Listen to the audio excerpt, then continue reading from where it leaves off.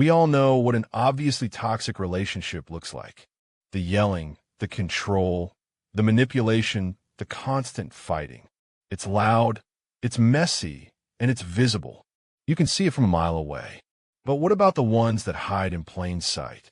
The relationships that look normal, even happy on the outside, but are secretly poisoning you from within? Today, I want to talk about the number one sign a relationship is secretly toxic. It's not a loud argument or a cheating scandal. It's something far more subtle and far more insidious. It's the silent killer of connection. Think back to when you first met. You felt seen, right? They listened to your dreams. They celebrated your victories. They made you feel like you could be your most authentic self. You felt a sense of freedom, a feeling that you were finally home. But over time, something changes. It's a subtle shift, a slow drip of poison. You start to notice that you're no longer telling them everything. You filter your stories. You downplay your excitement about a new project because you're worried it might sound like you're bragging. You start a sentence, then stop, thinking they won't get it. Or worse, they'll find a way to criticize it. You start censoring your emotions. You pretend you're not hurt by a comment they made. You put on a brave face when you're feeling exhausted. You learn to smile through the pain because it feels easier than explaining it.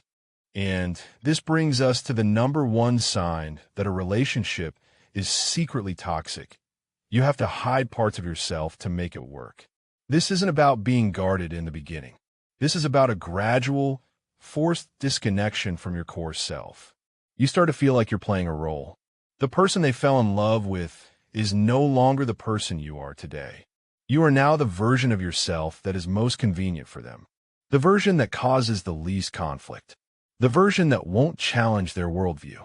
And they don't even have to ask you to do it. You just do it automatically. It's a self-preservation mechanism. It's easier to hide than to fight for acceptance. But what does this actually look like in real life? Scenario number one, the quiet critic. Maybe you're excited about a new hobby, like painting. You show them your first finished piece, and they say something like, "Oh, that's nice. You know, my cousin tried that and gave up because it's really hard to get good at it." It's not a direct criticism. It's a quiet jab. It's a way of saying, don't get too excited about this because you might fail. And what happens? You slowly stop talking about your hobby. You start painting less. You hide that part of yourself from them.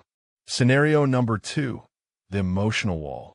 Maybe you've had a difficult day at work and you come home feeling overwhelmed. You try to tell them about it, but they immediately say, "Well, you think that's bad? You should see my day." Suddenly, your problem feels small and insignificant. Your emotions are invalidated. So, the next time you have a bad day, you just say, "I'm fine."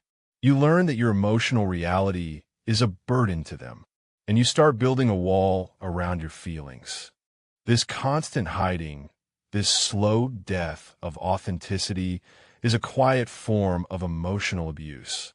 Because a good relationship, a healthy relationship, should be a safe place for you to be fully, messily, and imperfectly you. It should be a place where you can grow, not shrink. When you have to hide parts of yourself, you are denying yourself the fundamental right to be seen and loved for who you truly are. You are living a lie, not just to them, but to yourself. And this has a ripple effect on your entire life. You start to lose touch with who you are.